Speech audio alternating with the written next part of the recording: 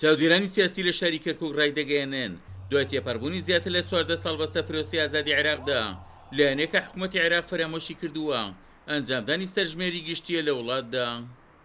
لە 2023 عێراق ڕزگاری و تا ئێستا سەرژمێریەک لە عێراقا نەکراوە، تا ئێستا عێراق نەیتوانیەوە سەرژمێریەک ئەنجام بدا کە دیارە ئەمەش دووسێ بابەتی لە پشتۆ بابەتێکیان ئەوەیە بابەتێکی گەندەڵیەکە یانەوە هەمیشە ئەو ژمارەی کە خۆیان تەخویلەکەن ئەو ژمارەیە بە خەڵک پیشان بدەن.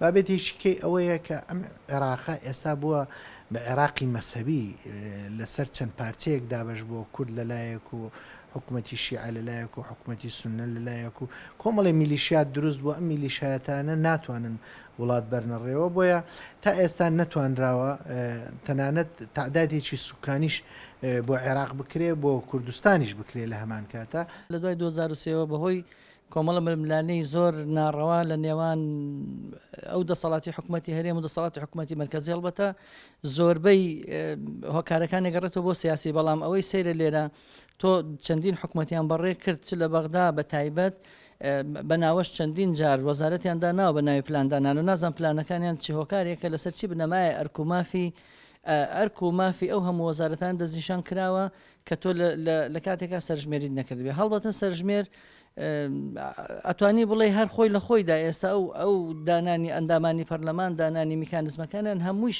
کۆمەڵشتێکی بێ بنەمایە، چونکە تۆ کە ئەندامی پەرلەمان دەستنیشان نەکرێیان ئامارەکان ڕێکە خرێ هەمووی ئەبێ بگەڕێت سەر ئەوەی کە بە ئاماردا بنرێ. نازانم ئامار بۆ ناکرێت لە وڵاتەوە هۆکارەکە زۆر ڕوونەکە سیاسیە، بەڵام لەگەڵ ئەوەشە منەی جەڕم و بابەتێکی تر ناسەقامگیری سیاسەتەکانی ئەمڕۆی عێراقە چ لەگەڵ دەرەوە چ لەگەڵ ناوخۆی خۆشیە.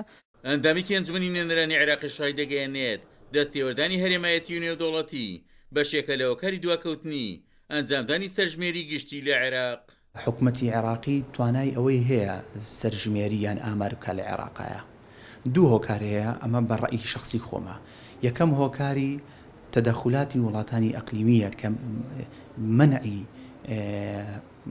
پێشخستنی ئەو پرۆسەی ئامارکردنە لە عێراقا بچێتە سەر، واتە منعیەکەن ڕێگرنگی تەدەخولاتی ئەقلیمی هەیە و وڵاتانی دەوروبەری عێراق. دووەمیش مەسلەی تایفی و مەزهەویە کە هۆکارێکی سەرەکی دووەمە کە بۆتە هۆکاری تا ئێستاکە ڕێگر بێ لەوەی کە ئاماریان سەرژمێری سەرتاسەری عێراق بکرێت لە دوای پرۆسی ئازادی عێراقەوە. ئەم دوو هۆکارە هۆکاری ڕئیسین مەڕەئی من کە زۆر شتی تر لە پشتی خۆیەوە ئەگرێت کە ئەم دوو تەدەخولە هەیەیان ئەم دوو هۆکارە هەیە کە عێراق بێبەش کراوە لە سەرژمێری.